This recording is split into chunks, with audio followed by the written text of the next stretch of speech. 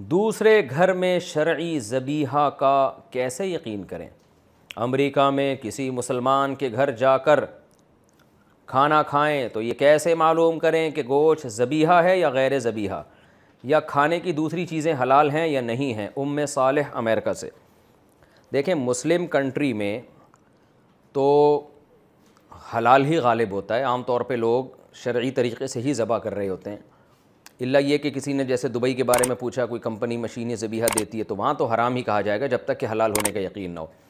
لیکن نارملی مسلم کنٹری میں تو اکثر حلال گوشت ہی بک رہا ہوتا ہے، تو وہاں جب کسی مسلم کنٹری میں آپ کسی مسلمان کے گھر میں کھائیں گے تو پھر تفتیش کی ضرورت نہیں ہے کہ حلال ہے کہ حرام، ظاہر ہے حلال ہی ہے۔ میزبان کو غصہ بھی آ جائے گا کہ ہم یہاں کیا معاذ اللہ حرام کھلانے کے لیے بیٹھے ہوئے۔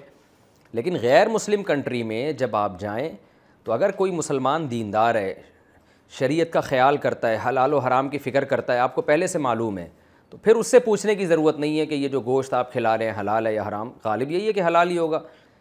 لیکن اگر لبرل قسم کا مسلمان ہے، آپ کو پتہ ہے یہ زیادہ احتیاط نہیں کرتے اور کنٹری بھی غیر مسلم ہے، تو پھر آپ پر لازم ہے کہ آپ پوچھیں کہ محترم آپ نے یہ گوشت کہاں سے خریدا ہے، جس کمپنی سے خریدا ہے اس کے بارے میں آپ کو اطمینان ہے کہ وہ شرعی طریقے سے پراپر ذبح کرتے ہیں، اللہ کا نام لیتے ہیں؟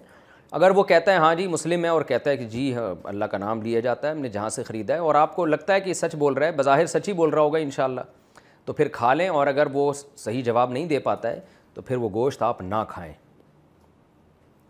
والدین ناراض ہو جائیں تو کیا کریں؟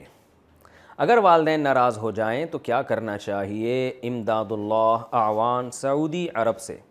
منانا چاہیے بھائی، والدین ناراض ہو جائیں۔ یہ بات جب والدین ہوتے ہیں تو ان کے بارے میں تو اولاد کی سمجھ میں نہیں آ رہی ہوتی، ان کو منانے کی فکر نہیں کر رہی ہوتی اولاد، کے ناراض ہو گئے تو ہماری مرضی سے تھوڑی ہوئے، اپنی مرضی سے ہوئے، اس طرح کی۔ لیکن جہاں شادی ہوتی ہے اور بیوی ناراض ہو جائے تو 2 دن میں عقل ٹھکانے آ جاتی ہے، پھر کسی سے مسئلہ بھی نہیں پوچھتے، جا کے بس منانے کی فکر میں لگے رہتے ہیں۔ تو جہاں انسان کا مفاد ہوتا ہے وہاں مناتا ہے، جہاں مفاد نہیں ہوتا وہاں نہیں مناتا۔ تو خوب سمجھ لیں دنیا میں سب سے بڑا جرم والدین کو ناراض کرنا ہے۔ تو اس لیے اگر کبھی اونچ نیچ ہو گئی ہے تو قرآن نے کہا ہے والدین کے حقوق کے بارے میں، ان تکونوا صالحین فإنہ کان للأوابین غفورا۔ سورہ بنی اسرائیل میں اللہ نے فرمایا والدین کے ساتھ اچھا سلوک کرو، اگر خطا ہو جاتی ہے تو اللہ نے فرمایا کہ اللہ توبہ کرنے والوں کی خطاؤں کو قبول کرتا ہے۔ تو ناراض ہو جائیں تو منا لیں میرے بھائی، اس سے آپ کو بہت دنیا اور آخرت میں انشاءاللہ برکتیں حاصل ہوں گی۔